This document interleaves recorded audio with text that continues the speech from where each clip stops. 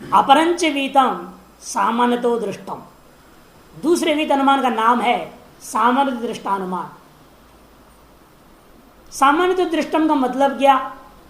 कहते अदृष्ट स्वलक्षण सामान्य विषय में, ऐसा विषय का अनुमान जिसके विलक्षणता स्वरूप को आपने देखा नहीं है, जिसका जैसे आपने आंख को देखा नहीं है, ये आंख के पुतले को देखते हो। इंद्रियों को किसने देखा? इंद्रियों को कोई देखा ही नहीं। ऐसे जो अतीन्द्रिय वस्तु है, कहने तो जो प्रत्यक्ष विषय नहीं है, ऐसे विषय में जो अनुमान हमें करना पड़ जाए, उस अनुमान का नाम सामान्य तो अदृष्ट अनुमान। इसे कहना अदृष्ट स्वलक्षण, जिसको जिसके स्वलक्षण में स्वरूप को नहीं देखा, ऐसे का जो सामान्य विषय का ज्ञान है, तद विषय जो सामान्य की जाति का विषय ज्ञान, इंद्रियत्व जाति विषय ज्ञान, स्वयं लिखा यथा इंद्रिय विषय का अनुमान, जैसे कि इंद्रिय विषय अनुमान। इंद्रियां हमारी है, इसमें क्या प्रमाण है? आपका इंद्रिय है, आपके चाक्षुष इंद्रिय है, इसके क्या प्रमाण है? चक्षु है आपके पास, क्योंकि आपको रूप ज्ञान हो रहा है। रूप ज्ञान हो रहा है तो मतलब एक क्रिया हुई, रूप को देखना रूपी क्रिया संपन्न हुई है, तो वह क्रिया बिना कोई कारण का नहीं हो सकती। कारण के बिना कोई क्रिया होती नहीं है। क्रिया होने से वह अवश्य कोई न कोई कारण वाला होगा, और वह कारण क्या है? उसी कारण का नाम इंद्रिय है। जैसे घटोत्पत्ति रूपा क्रिया हुई, घटोत्पत्ति रूपी क्रिया हुई, और वह क्रिया किसी न किसी कर्ण के बिना हो सकती है क्या? वहां कर्ण आपने इस्तेमाल किया दंड को। अदे नियम हुआ सामान्य रूप में न या क्रिया सा सा कर्णवती, जो जो क्रिया होती हो वह क्रिया निश्चित रूपेण कोई न कोई कर्ण से उत्पन्न होगी। अतएव देखना सूंघना है ना, देखना सूंघना, रसास्वादन करना, छूना इत्यादि क्रियाएं भी क्रिया होने के कारण से अवश्य कर्ण वाली होगी। और वह कर्ण कौन सा है? जिससे वह इन क्रियाओं को अपने उत्पन्न किया है, उस कर्ण का यह नाम इंद्रिय है। इस तरह से अनुमान से जो हमने जान लिया ना इंद्रिय को, इसे हम क्या कहेंगे? सामान्य नियम अनुमान बना सकते हैं। रूपादि विज्ञानानि कर्णवंती, रूपादि विज्ञान कैसे हैं? कर्णवन, कर्ण वाले हैं।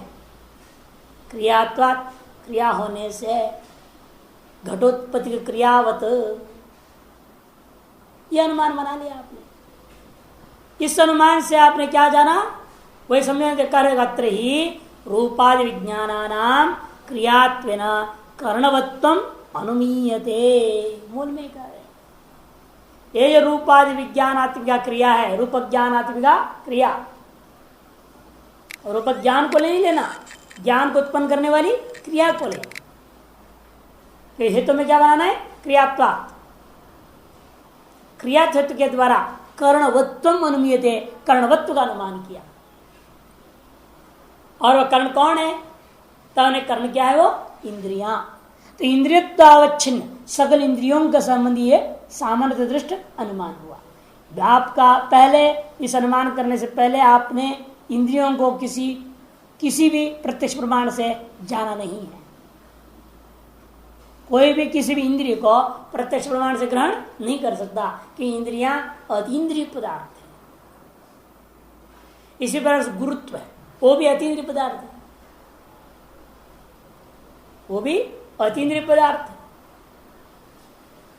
जैसे इसमें क्या, जैसे अयम पाषाण, ये जो पत्थर है गुरुत्व वाला है, गुरुत्ववान। क्यों? क्योंकि इसको ऊपर फेंकने के बावजूद भी ऊपर नहीं जाता, नीचे आ जाता है। उत्क्षेपणं कृतेपि अधो एव गच्छति, ऊपर फेंकने पर भी बार बार वो नीचे ही आता है। तन्ने में था अग्नि ही। व्यतिरेक करूंगा उसमें, जो ऊपर फेंकने के बाद नीचे की ओर नहीं आता, जो ऊपर की ओर छोड़ने के बाद नीचे की ओर नहीं आता, वह गुरुत्व वाला नहीं होता, उसके अंदर हम गुरुत्व नहीं मानेंगे। जैसे अग्नि जलाया, ऊपर गया, वो ऊपर गया तो ऊपर ही गया, तो नीचे आता नहीं। इस तरह से अनुमान करना पड़ा। या वायु गैस छोड़ी तो ऊपर उठता है ना गैस, कि नीचे जाता है, ऊपर ही जाता है गैस। इस तरह के दृष्टांत व्यतिरेक अनुमान बना, सामर्थ्य दृष्ट व्यतिरेक अनुमान, सामर्थ्य दृष्ट अन्वयानुमान इंद्रियों के लिए। यद्यपि कर्णत्व सामान्य से छिदादो वास्यादि स्वलक्षण उपलब्धम, यद्यपि कर्णत्व रूपा सामान्य, कर्णत्व रूपी जाति को आपने कहा देखा छिदादियों में वास्यादि स्वलक्षण उपलब्धम, छिदात्मक क्रिया हुआ, छेदन रूपी क्रिया हुई, छेदन रूपी क्रिया हुई, वहां आपने वास्य आदि, वास्य मैंने क्या आरी, जो काटने वाला साधन है, वास्य मैंने आरी जिससे आप लकड़ी को काटते हैं, वो आरी आदि साधनों में आपने कर्णत्व को ग्रहण किया कि नहीं ग्रहण किया। तो छिदादो, छिदादि के विषय में मैंने छेदनात्मक क्रियाओं में वास्य आदि रूपा जो साधन है, उन साधनों में कर्णत्व को आपने उसके स्वरूप से ग्रहण किया है।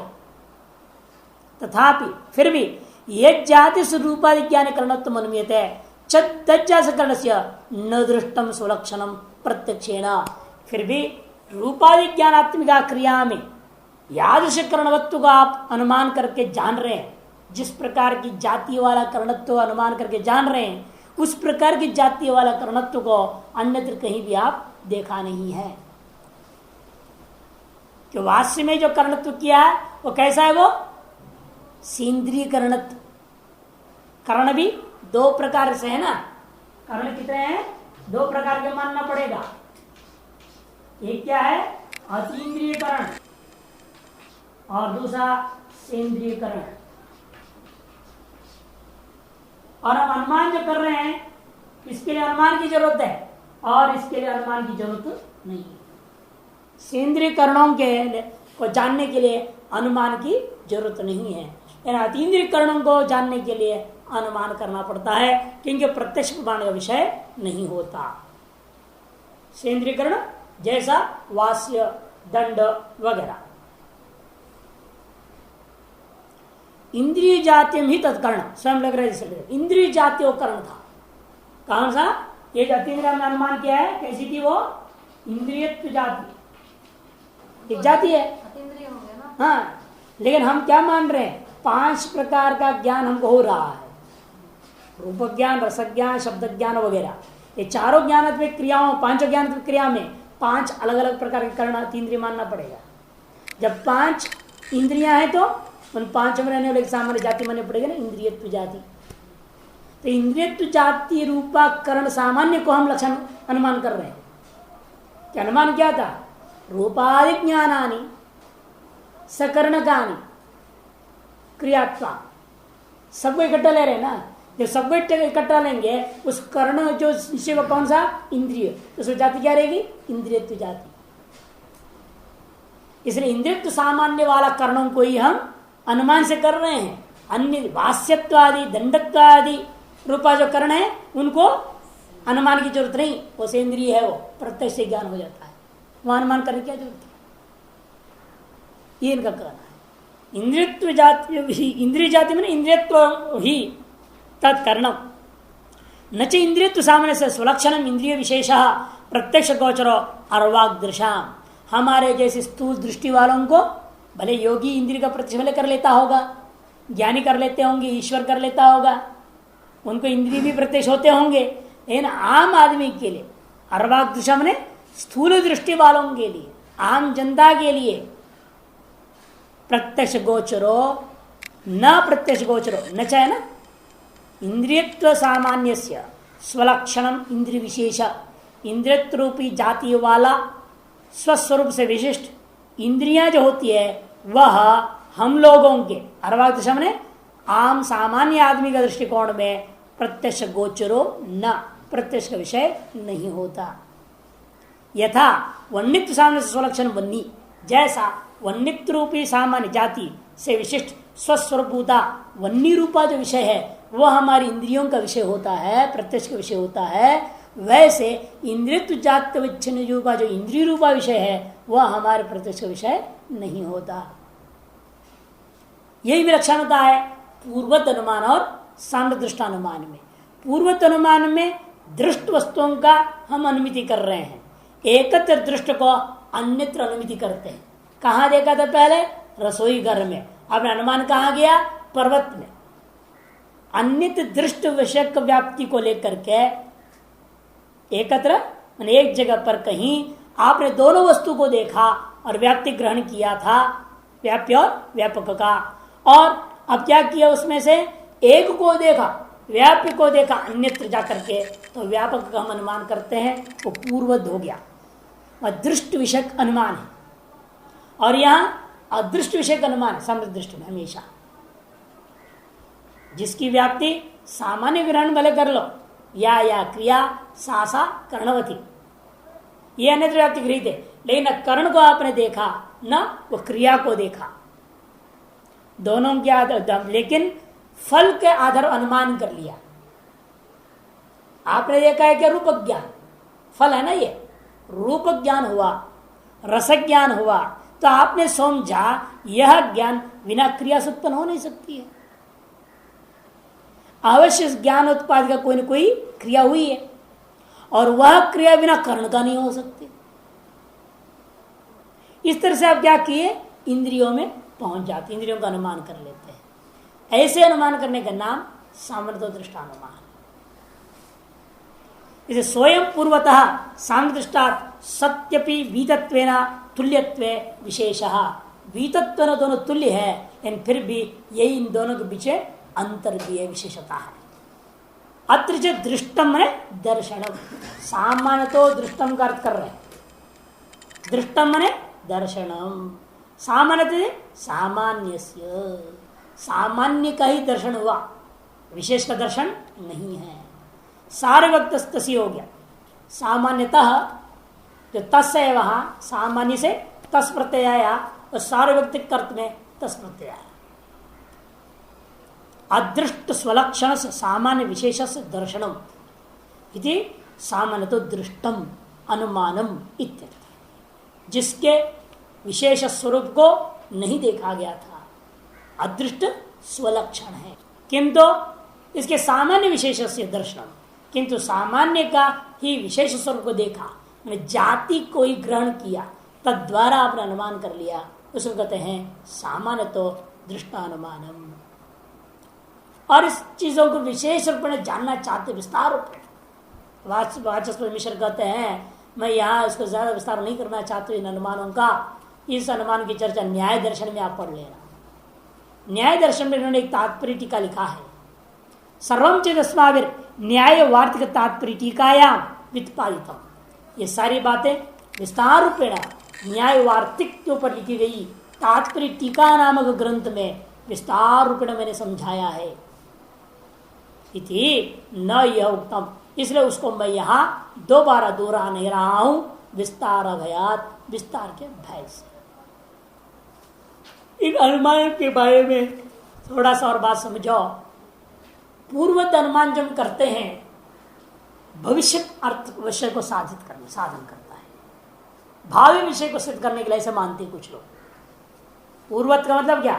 पहले ऐसे देखा था वैसे आगे भी संभव है। से पहले मैंने धुआं के साथ रसोई में अग्नि को देखा था, इसलिए अवश्य वहां पर मुझे पर्वत धुआं दिख रहा है तो वहां भी वन्य की संभावना, और मैं यहां से जाऊंगा वहां तो निश्चित बड़े भविष्य में मुझे वहां वन्य मिलेगी। तो भविष्य विषय हुआ ना, इसे पूर्वत अनुमान हमेशा भविष्य विषय ही मानते हैं कुछ लोग, और शेषोत अनुमान हमेशा अतीत विषयों को करता है, और वर्तमान विषयों का अनुमान हमेशा सामान्य दृष्टा अनुमान करते हैं। ऐसे विषय भेद से नाम भेद कुछ लोग मानते हैं। कुछ लोग कहते हैं नहीं, पूर्वत अनुमान में केवलान्वयी, शेषोत अनुमान में केवल व्यतिरेकी, और सामान्य दृष्टि का मतलब है अन्वय व्यतिरेकी। इस पर अनुमान पर विचार पूरा हो गया। अब शब्द प्रमाण आगम प्रत्यक्षानुमान आगमा प्रयोजक वृद्धि शब्द श्रवण समानंतरम प्रयोज्य वृद्धि प्रवृत्ति हेतु ज्ञानानुमान पूर्वकत्वात् शब्दार्थ संबंध ग्रहण से स्वार्थ संबंध ज्ञान सहकारिण शब्द से अर्थ प्रत्यायकत्वात् अनुमान पूर्वकत्वमिति अनुमान अनंतरम शब्दम लक्ष्यति। तो शब्द प्रमाण को पहले क्यों नहीं दिया आपने? अनुमान के अंतर क्यों रख रहे हो? प्रत्यक्ष बाद इसलिए अनुमान करना पड़ा, प्रत्यक्ष से गृहीत व्याप्ति के आधार पर ही अनुमान होता है। अनुमान से पहले प्रत्यक्ष के बाद बीच में शब्द को क्यों नहीं रखा? तब कहते हैं शब्द प्रमाण में भी अधिकतर जो है अनुमान पर आधारित ही प्रवृत्त होते हैं। शुरू शुरू में शब्द का अर्थ को हम कैसे ग्रहण करते हैं? क्या अनुमान करोगे, कैसे करोगे? वहां होता क्या है, एक आदमी कोई शब्द बोल दिया, उसको दूसरा आदमी ने सुना, सुन करके उसके अनुसार वो काम करता है और आप अलग बैठे देख रहे हैं। वो बुजुर्ग ने इस पुरुष को कहा कुछ और इसने कुछ कुछ किया, वो शब्द आपके कान में पड़ा है और वहां क्या उसके फलस्वरूप क्रिया हुई वो आप देख रहे हैं। दोनों को जोड़ करके आप अर्थ का अनुमान करें। उसको करें प्रयोजक वृद्ध शब्द श्रवणम अनंत श्रवण समानांतरम। प्रयोजक माने प्रेरणा देने वाला, जाओ पानी ले आओ, ऐसे कहा। एक व्यक्ति ने कहा, माने देवदत्त ने कहा, किसको? यज्ञदत्त को। देवदत्त को क्या हम कहेंगे? प्रयोजक वृद्ध। जो प्रेरणा देने वाला गुरु, उसको क्या कहेंगे? प्रेरक। पिता माता ये सब आदेश देते हैं ना, आदेश दे करके प्रेरणा देने वाले का नाम प्रेरक अथवा प्रयोजक। वह हमेशा बड़े माने जाते हैं, भाई उम्र से कुछ भी हो, गुरु है, छोटा उम्र का लोग आदेश दे रहा है तो मानते कि नहीं आदेश को? तो उम्र फर्क नहीं पड़ता है ऐसी जगहों में। इसे प्रयोजक वृद्ध शब्द प्रयोग कर दिया उन्होंने। उसने शब्द बोला, जाओ पानी ले आओ, ये कहा, तो फिर कहा जाओ एक गिलास ले जाओ, ये बात कह रहा है। तो शिष्य ने क्या किया? वो प्रयोज्य, जिसको प्रेरणा दिया गया उसका नाम प्रयोज्य, वो प्रयोज्य वृद्ध, उसको वृद्ध कहते, वो भी समझदार है ना। और जो बालक देख रहा है वो अभी उसका शब्दार्थ ज्ञान नहीं है, अब वो जिसको भी वृद्ध इसलिए कर रहे हैं कि ज्ञान वृद्ध है, वो उसको भी पता है शब्दों का अर्थ, मेरे गुरु ने मुझे क्या आदेश दिया उसको पता है, तो समझ में आ रहा है। समझ में नहीं आया तो क्या है, आज मैं खड़ा रहकर देखते रहे क्या बोला इन्होंने, पूछेगा क्या बोले, अब समझ में आ रहा है उसको क्या बोले हैं। इसको कहते हैं प्रयोज्य वृद्ध। उसकी प्रवृत्ति के कारण ज्ञान का अनुमान हम कर लेंगे। ओ उन्होंने कहा जाओ तो ये चल पड़ा, पानी लाओ कहा था, इसे गिलास भर के पानी ये ला रहा है, इसका मतलब जाओ, ये शब्द का अर्थ क्या हो गया? जाना। लाओ का अर्थ है लाना, जल बने पानी। ये शब्दों का अर्थ वो बच्चा जो देख रहा है शब्द सुन करके होता वो कार्य को वो अनुमान कर लेता है। वही कहते हैं प्रयोज्य वृत्ति का प्रवृत्ति के कारणीभूत ज्ञान का अनुमान पूर्वकत्वात्, अनुमान पूर्वक ही बच्चे ने ज्ञान कर लिया है। शब्दार्थ संबंध ग्रहण से कि शब्द का अपने अर्थ के साथ संबंध ग्रहण का एकमात्र मुख्य प्रक्रिया क्या है? अनुमान करना। और अनुमान गलत हो गया सारा काम खराब हो जाता। हमारे एक महात्मा थे ना, अभी कुछ ही बोलेंगे गलती अनुमान करता था। अब क्या बोल रहे? मैंने सोचा आप ऐसे बोल रहे हैं, आपके ये बोलने का अर्थ था साहब, पता है बुद्धि कुछ ऐसी थी, उल्टा ही लेता था। भगवान इसे बनाते, किसी नेगेटिव थिंकिंग बोलते हैं ना, उसको नेगेटिव थिंकिंग वाले, नकारात्मक सोच वाले। सकारात्मक सोच वाले आप गलत भी बोलेंगे तो सही लेगा वो, सकारात्मक सोच वाले ऐसे होते। और आप सही बोलेंगे तो भी गलत लेगा, वो नकारात्मक सोच वाले होते। पॉजिटिव थिंकिंग नेगेटिव थिंकिंग बोलते ना इसको, ऑप्टिमिस्टिक पेसिमिस्टिक। सकारात्मक सोच, ऑप्टिमिस्टिक कहा जाता है। नकारात्मक सोच पेसिमिस्टिक। हर कार्य में विपरीत सोचना, हर बात में विपरीत सोचना, हर काम के बारे में उल्टा सोचना। ऐसे लोग सामने रहने से ना हर काम बिगड़ ही जाता है। यदि आप कहीं चले, यदि एक्सीडेंट हो जाए तो नकारात्मक सोच ऐसे होते, यदि एक्सीडेंट हो जाए तो ऐसे कह देंगे तो समझो कि एक्सीडेंट जरूर हो जाए, फिर जाना नहीं चाहिए। कोई आप खड़ा हो गया, आप कहाँ जा रहे हैं, आपने पता ऋषिकेश जा रहे हैं, क्यों जा रहे हैं, यदि कहे तो जाना नहीं चाहिए, रुक जाना चाहिए, खतरा। वो जो क्यों डाल दिया ना, वो गड़बड़ काम। हमने आजमा के देखा है इन चीजों में, बहुत गड़बड़ हो जाता है।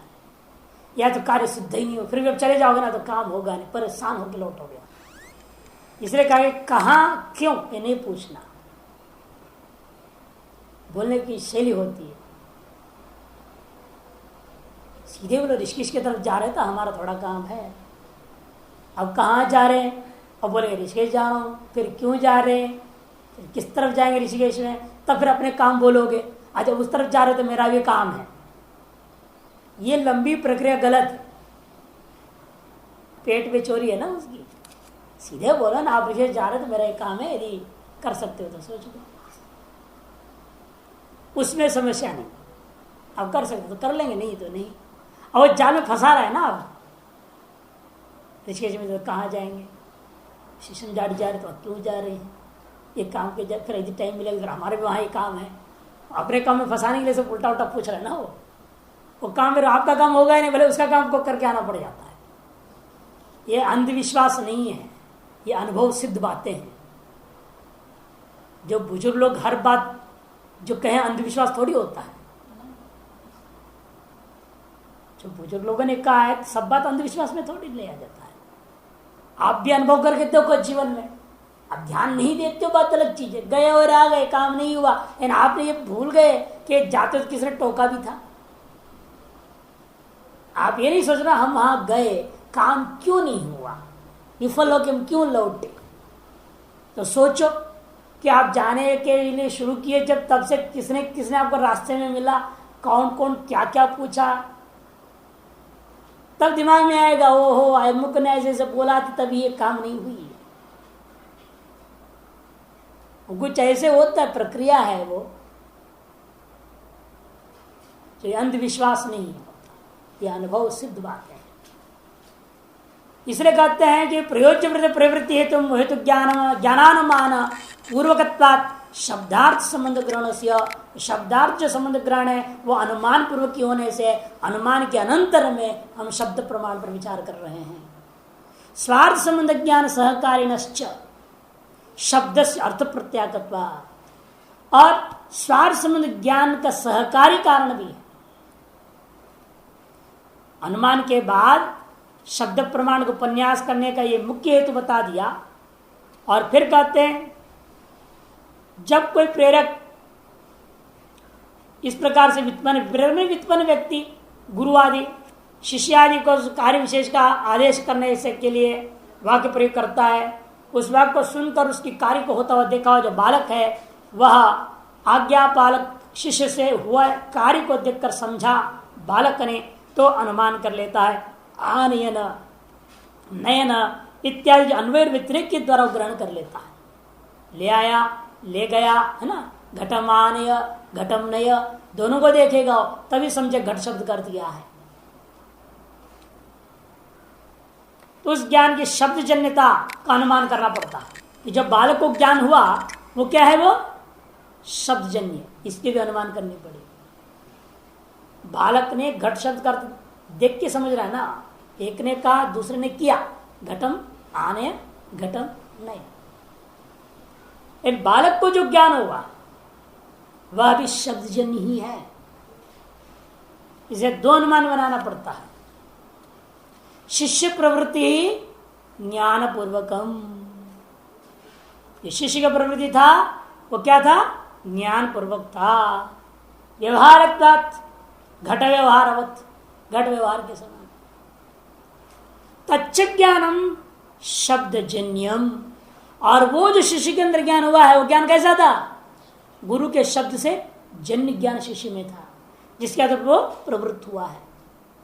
इसे तच्च ज्ञानम शब्दजन्यम श्रावणत्वा, सुन करके उसको मालूम हुआ था।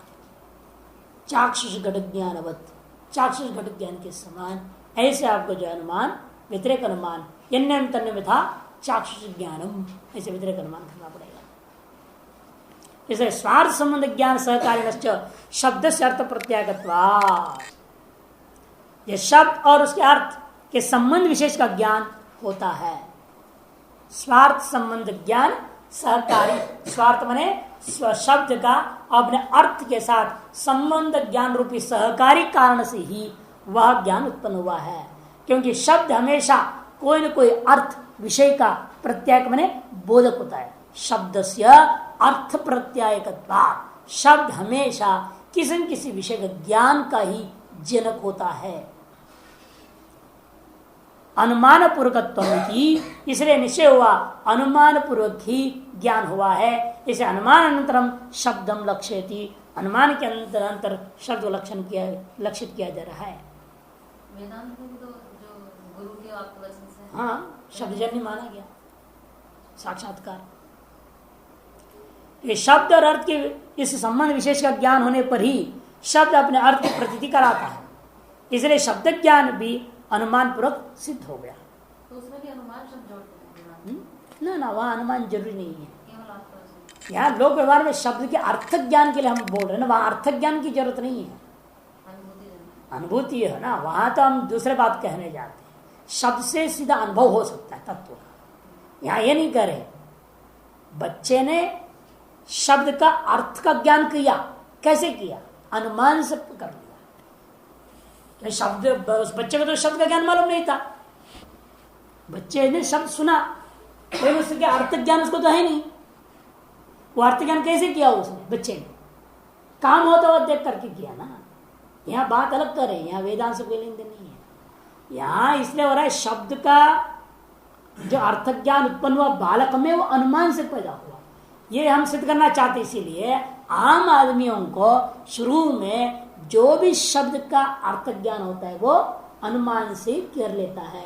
अतएव हम अनुमान प्रमाण के अनंतर शब्द प्रमाण का विचार करें, ये यहाँ बोलने का सारे का सार ये दिखाना है। इसका मतलब ये नहीं कि शब्द से जिसको अर्थ व्युत्पन्न हो पहले से, उसके लिए अनुमान की क्या जरूरत है? क्योंकि अर्थ ज्ञान का एकमात्र अनुमान तरीका नहीं है ना। 8 प्रकार से शब्द का शक्ति ग्रह होता है। शब्द और अर्थ का संबंध को 8 प्रकार से ग्रहण कर सकते हैं। श्लोक भी दिया है, मुक्तावली में कारिका है, शक्ति ग्रह का 8 प्रकार। तर्क संग्रह में भी आया था पदकृति में, ठीक है। आप तो वचन ही है, कोश है, व्याकरण है, प्रसिद्ध पद का सन्निधि है, प्रसिद्ध पद की सन्निधि। व्यवहार ये है, व्यवहार दृष्टांत अभी बताया, एक ने बोला दूसरे ने व्यवहार किया, उसके बाद मैंने अनुमान करके शब्द का अर्थ को ग्रहण कर लिया, ये भी वहां लिया। तो 8 प्रक्रिया बता दिया। उपमान से भी शब्द का अर्थ ग्रहण हुआ, जैसे गवय पद का अर्थ ग्रहण उपमान प्रमाण से ग्रहण हुआ। तो अलग अलग प्रक्रियाएं हैं, लेकिन एक प्रक्रिया सामान्य प्रक्रिया जो बच्चे आदि में भी देखने को मिलता है। बच्चे को तो उपमान प्रमाण क्या मालूम नहीं है, प्रसिद्ध पद की सन्निधि इत्यादि बुद्धि लगाने की क्षमता है नहीं उसको, भी न व्याकरण पढ़ा है, न काव्य कोश पढ़ा है। तो ऐसे बालक के लिए क्या होता है, हमेशा ज्यादातर वो बच्चा जो देखते रहता है, कौन क्या बोल रहा है, क्या कर रहा है, क्या हो रहा है, उसके आधार शब्द के अर्थ को ग्रहण कर लेते। और फिर ज्यादातर देखा गया बच्चे अपने को ऐसे बड़ों से पूछते हैं, जो समझे हैं सही है या नहीं, वो जानकारी भी ले लेते हैं बच्चे, माता से, पिता से, भाई से, किसी भी बंधु से पूछते हैं, ये इन्होंने जो कहा था इसका यही अर्थ है ना। आप ओके करेंगे तब फिर दिमाग फिट बैठा रहता है, अमुक शब्द का ये अर्थ है। आप नहीं कह दोगे फिर तर्क भी करते बच्चे से। तो फिर उन्होंने ये शब्द बोला तो आदमी ने ऐसे क्यों किया, पूछे। वो शब्द सुनने के बाद में उसने ऐसा काम क्यों किया, यदि उस शब्द का अर्थ नहीं है तो भले कई प्रश्न ऐसे होते बच्चों के, आप जवाब ही नहीं दे पाते, डांट देते, दबा देते हैं। बेचारा हो तो जिज्ञासा पूरे पूछ रहा है, आपकी परीक्षा तो ले नहीं रहा था वो, लेकिन आप जानते नहीं तो दबा दोगे तो गलत बात है। ऐसे बड़े लोग भी करते हैं, आचार्य लोग भी सब विद्यार्थियों को ऐसे डांट डपट देते हैं, याद नहीं रखते, पहले बता दिया था ना, ऐसे बोल दिया, कब बताया तो भगवान ही जाने वो कुछ जानते हैं तो भाई बताया कहाँ से, कुछ जानता ही नहीं, पहले बता दिया बोल देते हैं। और कई बार होता है लेकिन गलत पूछते हैं बार बार बारंबार, और पूछने वाले का आशय भी समझना पड़ता है। परीक्षा लेने के लिए पूछ रहे बारंबार, बेमतलब टोका टोकी करते हैं। और कई बार होता है नहीं, अपनी विद्वता दिखाने के लिए प्रश्न पूछ रहा है विद्यार्थी दूसरों के सामने, दूसरे जूनियर है, नए विद्यार्थी, वो पुराने विद्यार्थी पाठक बैठ जाएगा और इधर उधर की उल्टा पुल्टा बात पूछेगा, आगे पीछे के सब पूछेगा, वो गड़बड़ होता है उसमें। उसे नए लोगों के लिए कुछ समझ नहीं पता कहाँ से क्या पूछ रहे, प्रश्न ही नहीं समझ में आए, नहीं आगे अब उसको हम जवाब में उलझ जाए तो नए लोग तो बिल्कुल गोल हो जाएंगे। इसे प्रश्न पूछने वाले को भी समझना पड़ता है, हम कौन सी प्रश्न कहाँ पूछना, कब पूछना, प्रकरण को समझो, परिस्थिति को समझो तब पूछना। तो प्रश्न में कुशलता होना, प्रश्न पूछने में कुशलता ही सबसे बड़ी चीज होती है। और पहले जमानों में गुरु परंपराओं में यही देखा गया, प्रश्न में कुशलता, कुशलानुशिष्ट कहा है ना कठोपनिषद में, कुशल अनुशिष्ट हो जाता है कि प्रश्न पूछने जितना आप कुशल होंगे उतनी ही गुरु से आप ज्ञान ले सकते हो। और आप ऐसे प्रश्न डाल रहे हो जिससे गुरु के अंतःकरण में शुद्धता आ जाए, विक्षेप सा हो जाए, वो जवाब ही नहीं देगा, फिर आप ज्ञान कैसे प्राप्त करोगे? से पूछने की शैली सबसे बड़ा मुख्य चीज होता है। पहले जानो तो ले, हम लोगों को स्कूलों में सिखाया जाता था प्रश्न कैसे पूछो, एकदम खड़े होकर नहीं बोलना, हाथ उठाओ, तो टीचर की दृष्टि पड़ी, ये क्यों हाथ उठाया, फिर वो बोले उठो पूछो, तब पूछे। तब तक क्या होता है, टीचर का भी मूड बन गया सुनने का, तो वो मूड बना ना, तो आप जब पूछे उसका जवाब मिलेगा। आप सिर्फ खड़े हो गए, कुछ लिख रहे हैं, मतलब कोई चीज का वर्णन कर रहे हैं और खड़े खड़े हो गए, धड़े से प्रश्न डालोगे और उन्हें मूड खराब हो जाए कि प्रकरण बोल रहा हूँ उसको पूरा करने नहीं दिया, और बीच विक्षेप कर धड़े से एकदम खड़ा होकर बोलने लग गया, तो क्या करेंगे वो? भले जवाब जानते सब, फिर भी डांट देंगे, फिर प्रवाह में विक्षेप हो जाता है।